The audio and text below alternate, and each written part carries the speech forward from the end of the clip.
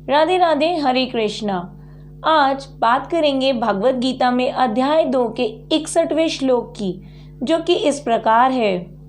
तानि सर्वाणि संयम्य युक्ता आसीत मत्परा वशे हि यस्य निन्द्राणि तस्य प्रज्ञा प्रतिष्ठितः। अर्थात वे जो अपनी इंद्रियों को वश में कर लेते हैं और अपने मन को मुझ में स्थिर कर देते हैं, वे दिव्य ज्ञान में स्थित हो जाते हैं। इस श्लोक में श्री कृष्ण अर्जुन के तीसरे प्रश्न का जो था कि स्थित प्रज्ञा प्राप्त करने वाला व्यक्ति कैसे बैठता है, इसका उत्तर श्री कृष्ण देते हैं। वो कहते हैं, तानि सर्वाणि संयम्य, तो स्थित प्रज्ञ व्यक्ति अपनी सारी इंद्रियों पर नियंत्रण कर लेता है, वश में कर लेता है सारी इंद्रियों को, सर्वाणि यानी सारी, वशे ही यस्य निन्द्राणि, वश में करता है। कैसे? युक्त आसीत मत्परहा, स्थिर कर लेता है। किसमें? श्री कृष्ण में वह अपने मन को स्थिर कर लेता है। तस्य प्रज्ञा प्रतिष्ठिता, ऐसा व्यक्ति को कहते हैं कि वह दिव्य ज्ञान में स्थित हो गया है। यही अब तक का पहला श्लोक है जिसमें श्री कृष्ण मत्परहा शब्द का प्रयोग करते हैं, जिसका अर्थ है मैं, मुझ में। तो श्री कृष्ण अपने लिए ये शब्द प्रयोग करते हैं।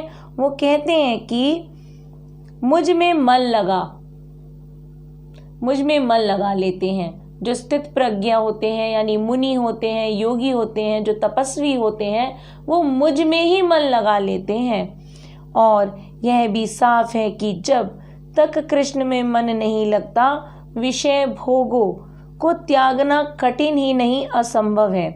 विषय भोगों का त्याग कृष्ण की भक्ति से ही संभव हो सकता है। एक प्रख्यात किस्सा है दुर्वासा मुनि का।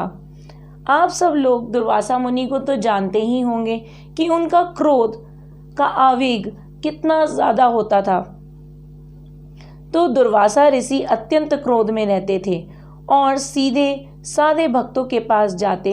तो एक बार वे राजा अम्बरीश के महल पहुंचे और किसी कारण राजा पर क्रोधित हो गए। राजा कृष्ण का भक्त था और यह थे ऋषि मुनि, शिव भक्त। यह अपनी इंद्रियों को रोक नहीं पाए। राजा इनके जितना योगी नहीं था, परंतु कृष्ण भक्त था।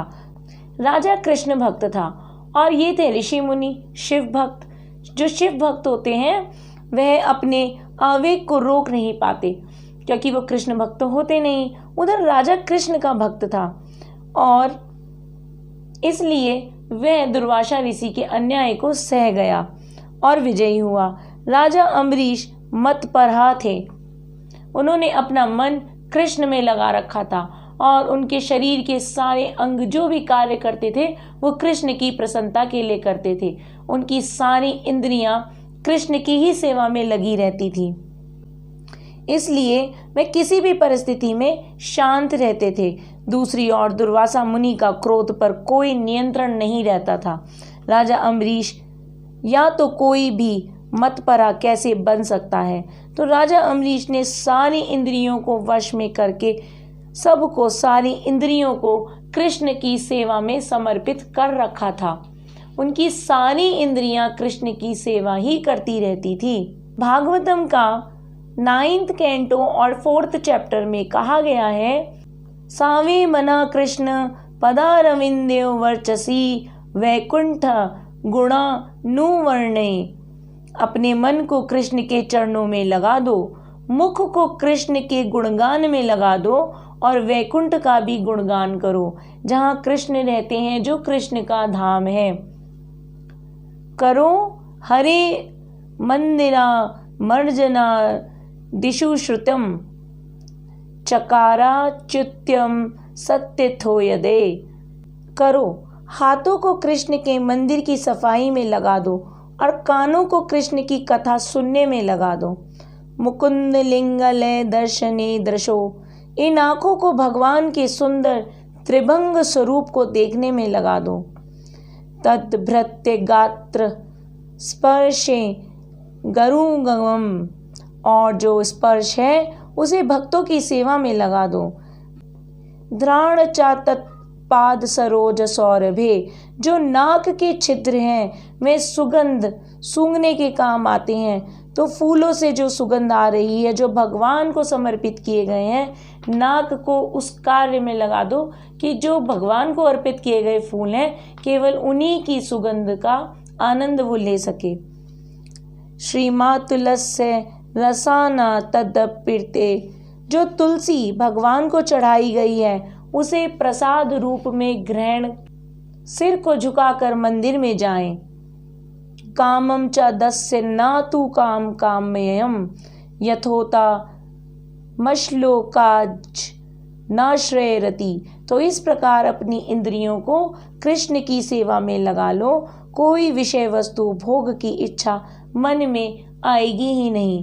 और एक उदाहरण, आचार्य श्री बालदेव विद्याभूषण का कहना है, मद भक्ति प्रभावे सर्वनिंद्रिय विजय पूर्विका सामातम दृष्टि सुलेभिता भवा।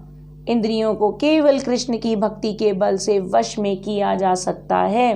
कभी कभी अग्नि कमरे के भीतर सारी वस्तुओं को जला देती है, उसी प्रकार योगी के मन में जो भक्ति होती है, जो हृदय में भगवान विष्णु वास करते हैं, वो सारे मैलों को जलाकर राख कर देते हैं। परंतु भगवान उसी के मन की सफाई करते हैं जो उनको अपने हृदय में आमंत्रित करता है।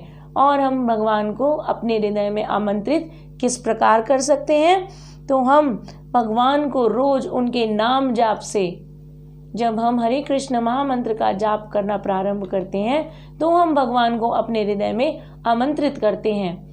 और रोज मंत्र करने से भगवान हमारे हृदय में स्थित होकर हमारे मन में जो मैल है और जो अवगुण है उनकी सफाई कर देते हैं। और इस तरह हम भगवान से प्रार्थना करते हैं कि वो हमारे ही मन में निवास करें। इसी के साथ राधे राधे, हरे कृष्ण, हरि बोल।